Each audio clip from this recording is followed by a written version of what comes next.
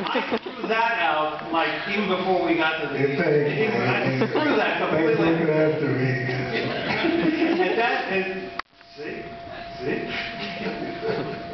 You know, he was just mad at me because when I was up in the tree, I kept breaking off little sticks and throwing them down at him and Eric.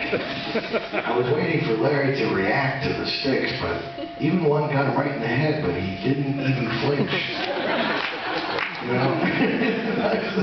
Well, okay, I gave up on that, you know. You want to hear something? You know, of course, I'm crazy about Michael Madsen. We've known each other for about 15 years. But Michael, let's tell them, this might be informative for people who want to know how do actors and with actors directing, how does it work? He pissed me off about 3 days into the movie. I can't remember what the fuck it was all about, but about 3 days into the movie, he like really pissed me off. Now, Michael and I have a long-term relationship, so I know the best way to get at Michael Madsen is, what is it? Silence. It's like the silent treatment. The silent treatment. I don't say one word to Michael Madsen. And there's nothing you could do that would make me more angry. Silent treatment. So a day and a half of me giving him the silent treatment, I get a phone call, like, we only get about 3 or 4 hours of sleep a night, but anyway, he calls me. I know it's important, in other words, and he says, the first thing out of his mouth, he doesn't say Michael Madsen, Larry, he doesn't say anything, he goes, the silent treatment. That's the first thing out of his mouth. So now I know it is. So I said, so you want to talk about something? He said, yeah, can I come over to your, we were in motels at that point. And so he said, can I come over to your motel room? So we talked. So now this is kind of interesting from an actor's thing, because when you came over, we got a little bit heated there for a little bit. Yeah, no, you got to put a bit. You were definitely going to take a swing at it. But what was really interesting is somewhere in the midst of it, and this is why, I don't care whether you direct, if you were once an actor, it's just in your brain that's the methodology. What we were really doing was doing Pistol Arrow on the Jet. For the last, is actually we were going to shoot that last sequence in the desert, the finale of the movie, and we were actually running through the thing, talking as Larry and Michael, but somewhere in the midst of about an hour and a half later, he said, it's Pistol Arrow on the Jet. We're doing Pistol Arrow on the Jet. That's what we're doing, right? And so a line that I didn't write in the movie, which is the end of that thing, is I say, why did you think you'd count on me? And he says, because I love you. Okay? That's not in the script. I never wrote that. That was so sweet. Ain't that sweet?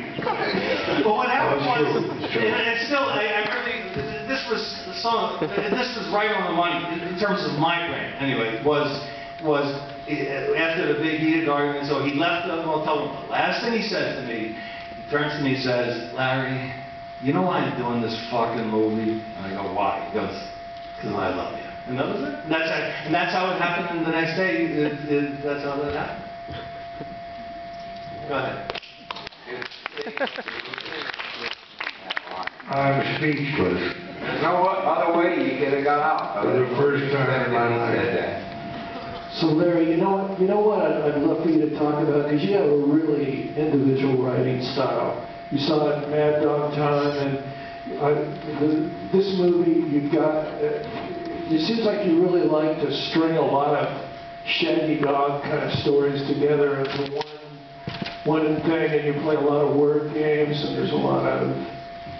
Well, where Quentin was, I only had 2 conversations with Quentin at the beginning of the thing, then he came into the editing, he just left it completely alone. But the 2 conversations I had with him were really important. But one of the first things he said to me was when we sat down and he said, you should do this motorcycle movie. He said, because I've been doing gangster movies. And he said, Larry, there's gangster movies. You can do that with the motorcycle. You can, the way those people are talking in the gangster movies, I mean, the rhythms, the thing, which is something I didn't know if it would work. But it didn't make any difference. Once he said it, that was it. I was going to do it because I felt, he just has such a great sense of it. It just made me feel really, really confident. Okay, that's it. Now we're going to do that.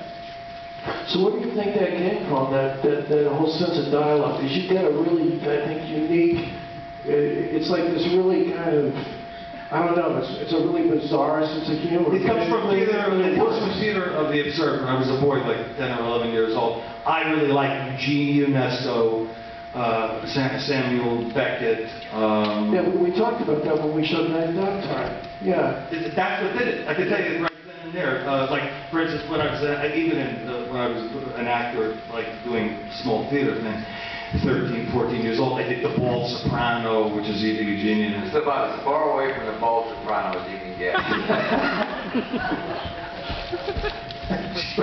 But that's how sick They my always brain make is. the song in the same style.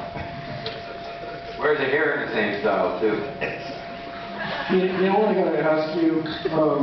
I know we gotta cut this short. I know Pontier wants to get you over to the party over there, but will you tell me what really who her character was? Because I couldn't really figure her out. I don't know where it came from, so that's definitely a Larry question. Well, Where this all she comes was like from a is a mystery psycho. to all of us. But I do want to say one thing that I find fascinating is that you were talking with this guy 3 years before doing this movie. With him, and you were talking with me 2 years before you did this movie. Exactly. So basically all of us sitting here have been working with Larry, drinking beers with Larry, listening to Larry's word and isms and sort of universe way before this movie started, which I think allowed us all to just step into it with a... How many times did you think it wasn't ever going to happen? Sure, Michael, go ahead. You know, it wasn't even a question. It was just sort of this thing. It was circular. It would go and it would come back, and it would go and come back, and he would always just call you up and be like, "We're doing the movie." And yeah, we're doing the movie, sure. And sure enough, when it happened, you got that phone call, I got that phone call, and here we are. Well, you know, without Quentin, it's true. I mean, I love that guy. I mean, you know, anybody who's worked with him does. But the thing is Quentin actually tends to have a very short attention span. The fact that he says something's going to happen and he's going to help out doesn't mean that 2 or 3 years later he's still going to even be in that universe. Exactly. Well, wait a second. We were lucky. He was going to play. Lucky. He was going to play Wait a Comanche. second. Larry, do you remember when he was going to play Comanche? Yeah. Wait a second. Wait. Yeah. This is what. In other words, Laura Caillouette. Where is she right now? Laura Caillouette. Here's what we used to do. One of the beauties of the Kill Bill thing is that we got to see each other so often because of all the different. There was a lot of partying, there were two volumes and so on and so on. But I kept on saying, I felt like I was like getting back to what you were saying is holding it together. I felt like. Really, I haven't done things like this since I was about 11, 12 years old.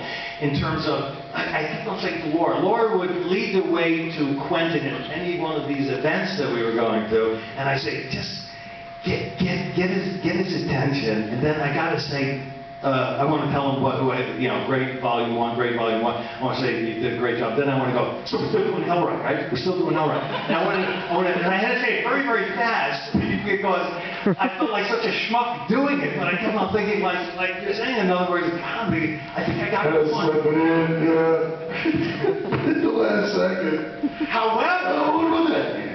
And so when we finally went to Sundance, so I said to Quentin, I said, God, I'm so glad to be here and thank you for everything. I said, I did feel like a schmuck. I'm so glad you put up with I never did that really since I was a little kid going up and saying like, so we're still doing this, we're still doing it, right? We're still doing it. This went on for about 4 or 5 years. And I said, you were cool, and I kept on thinking like, if I saw one thing like his eye went like, oh God, here he comes again, asking me that question again.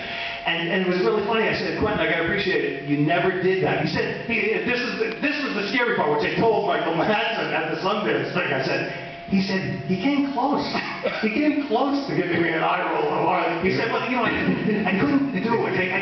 I just couldn't do it. It was too good of a project. I just didn't want to do it. But we were a little bit closer than the eye roll than I thought.